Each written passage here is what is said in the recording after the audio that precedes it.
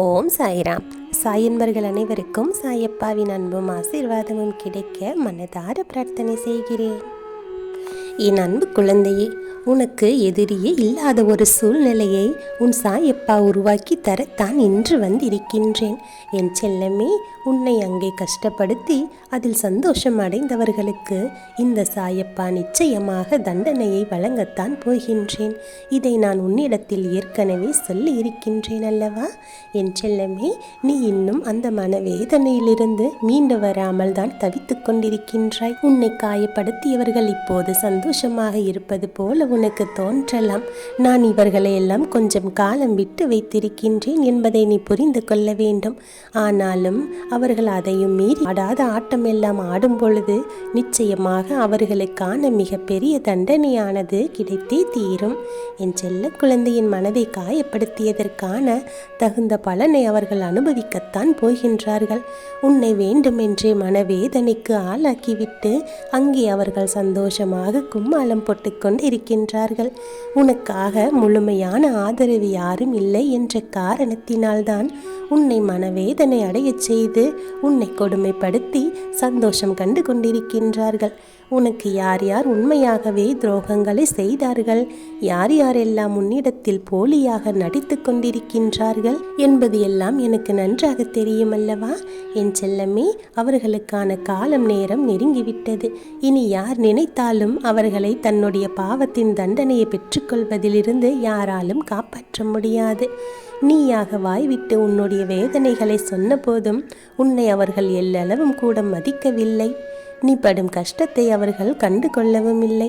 மிகவும் இன்பமாக சிரித்துக்கொண்டு இரக்கமே இல்லாமல் நடந்து கொண்டார்கள் அல்லவா? அதுவெல்லாம் அவர்களுடைய கர்ம வினைகளை அதிகமாக சேர்த்திருக்கின்றது என்பதை அவர்கள் புரியாமல் இத்தனை ஆட்டம் ஆடிவிட்டார்கள். என் செல்ல குழந்தையே, ஒருவரை துன்பப்படுத்துவதற்கு முன்பாக, வேதனைப்படுத்துவதற்கு முன்பாக நன்கு சிந்தித்து பார்க்க வேண்டும்.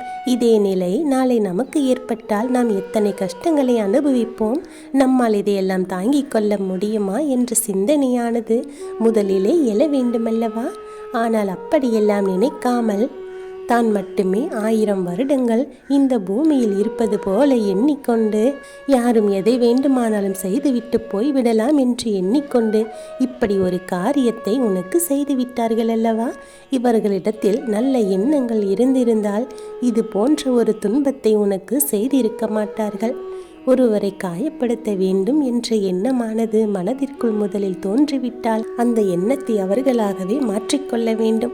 இந்த கஷ்டத்தை அனுபவிக்க நம்மால் முடியுமா என்று யோசிக்க வேண்டும். அடுத்தவனுக்கு அந்த தீங்கு செய்ய வேண்டும் என்ற எண்ணமே தோன்றாது. தான் செய்ததுதான் சரி என்று நினைக்கும் பொழுது அவர்களுக்கு எப்பேற்பட்ட கஷ்டங்கள் எல்லாம் இனி வாழ்க்கையில் வரப்போகின்றது என்பதை நீயாக கண்கூடாக பார்க்கத்தான் போகின்றாய். அந்த கஷ்டங்கள் எல்லாம் அவர்கள் வாழ்க்கையில் வந்து அனுபவிக்கும் போதுதான் தான் செய்ய நினைத்தது எவ்வளவு பெரிய தவறு, இதற்கு எப்படியெல்லாம் தண்டனை கிடைக்குமோ என்றெல்லாம் அவர்களாகவே உணருவார்கள். இப்போதெல்லாம் மற்றவர்களுக்கு தவறுகளை செய்வதும் மற்றவர்களை பற்றி தரக்குறைவாக பேசுவதும் நிறைய பேருக்கு பொழுதுபோக்காக இருந்து வருகின்றது. இதற்கெல்லாம் இறைவனிடத்தில் எத்தகைய பெரிய தண்டனை கிடைக்கும் என்பதையெல்லாம் அவர்கள் நிச்சயம் உணரத்தான் போகின்றார்கள். நான் உனக்கு சொல்லுவது எதற்காக என்றால், மற்றவர்கள் செய்யக்கூடிய தவறை உன்னுடைய வாழ்க்கையில் நீ ஒரு நாளும் செய்துவிடக்கூடாது. இதுவரை எப்படி தவறுகளே செய்யாமல் தூய்மையான உள்ளத்தோடு எல்லாவற்றையும் தாங்கும் இந்த பூமியை போல நீ இருந்தாயோ, அதை போலவே கடந்து செல். உன்னை யாரேனும் கஷ்டப்படுத்தினால் கூட அதை செய்ய வேண்டாம். இப்படி செய்வது உன் வாழ்க்கைக்கு நல்லது இல்லை என்று சொல்ல வேண்டும். உன்னுடைய பாவமானது உன் வாழ்க்கையில் அதிகமாக சேரும்போது அது உன்னை மட்டுமல்ல, உன்னை சார்ந்த குடும்பத்திற்கும் தான் என்று நீ சொல்லிவிட்டு கடந்து சென்று விடு. இதையெல்லாம் பொருட்படுத்தாமல் கடவுள் எனக்கு எதுவும் தண்டனைகளாம் கொடுக்க மாட்டார் என்று துன்பத்திற்கு மேல் துன்பம் செய்து கொண்டே இருப்பவர்கள் பட்டுத்தான் திருந்துவார்கள். அவர்களுக்கு எப்படிப்பட்ட தண்டனை கிடைக்குமா என் செல்லமே? அவர்கள் வாழ்க்கையில் எல்லாவற்றையும் இழந்து நிச்சயமாக நடு தெருவிற்கு வந்துதான் நிற்பார்கள். ஏனென்றால் அவர்கள் யாரை கஷ்டப்படுத்தினார்களோ, யாரை வேதனைப்படுத்தினார்களோ அவர்கள் சொல்லக்கூடிய வார்த்தைகள் எல்லாம் பலிக்கத்தானே செய்யும். இனி அவர்கள் செய்கின்ற செயல்கள் எல்லாம் அவர்களுக்கு எதிராகவே திரும்பப் போகின்றது. நாளை எதுவுமே இல்லாமல் எல்லாவற்றையும் இழந்து தெருவில் நிற்கும் போதுதான் தான் என்ன தவறு செய்தோம் என்பதை அவர்களாகவே உணர்ந்து கொள்வார்கள்.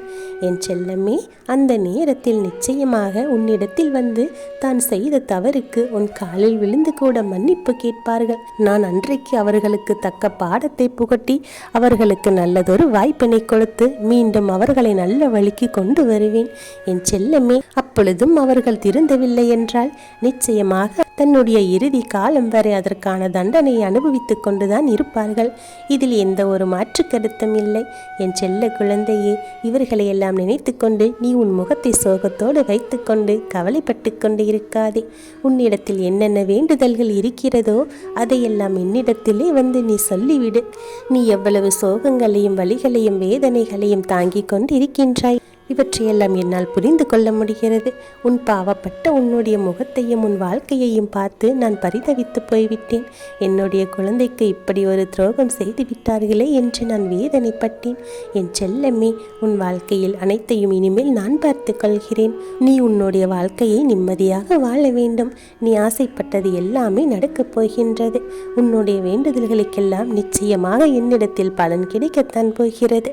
என் செல்ல குழந்தையே, உன்னுடைய வேண்டுதல்களை நான் சரி செய்து தரும் வரை நீ சற்று பொறுமையாக காத்திருக்க வேண்டும்.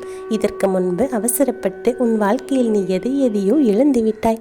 அதை போல உன் வாழ்க்கையில் மீண்டும் நடந்துவிடக்கூடாது. அதனால் தான் உன் சாயப்பா இவற்றையெல்லாம் சொல்லிக் கொண்டிருக்கின்றேன். உன் வாழ்க்கையில் நான் உனக்கு கொடுக்க வேண்டியதையெல்லாம் நிரந்தரமாக கொடுக்கத்தான் போகின்றேன். நான் கொடுப்பது உனக்கு எப்போதும் சந்தோஷத்தை கொடுத்து கொண்டே இருக்கும். நீ நம்பிக்கையோடு இரு. என் செல்ல குழந்தையே, உன்னை காயப்படுத்தி சுகம் கண்டவர்கள் எல்லாம் அவற்றை நினைத்து வருந்தொன்னால் வெகு தொலைவில் இல்லை. அவர்களுக்கான நல்ல விஷயங்கள் எதுவுமே இனி அவர்கள் வாழ்க்கையில் நடக்கப் போவது இல்லை. அவர்களுக்கு உன் சாயப்பா கொடுக்கின்ற தண்டனையால் இனி நிச்சயமாக அவர்கள் ஒருபோதும் உன் பக்கம் திரும்பி கூட பார்க்க மாட்டார்கள். அவர்களும் உன்னை போல நல்ல ஒரு குழந்தையாக மாறத்தான் போகின்றார்கள். அப்படி ஒரு சூழ்நிலை நிச்சயமாக வரும். உன்னிடத்தில் மன்னிப்பு கேட்கத்தான் போகின்றார்கள். உனக்கு உன் சாயப்பா எப்போதும் துணையாக இருக்கின்றேன். எல்லா விஷயங்களையும் உனக்கு சாதகமாக மாற்றி கொடுத்து உன் வாழ்க்கையில் நல்லதொரு மாற்றத்தையும் திருப்பத்தையும் தரப்போகின்றேன். என் ஆசீர்வாதம் உனக்கு எப்போதும் துணையாக இருக்கும். உன் வாழ்க்கையில் நடக்கும் ஒவ்வொரு செயலிலும் நான் உனக்கு உற்ற துணையாக இருந்து உன்னை வழிநடத்தி சென்று கொண்டே இருப்பேன்.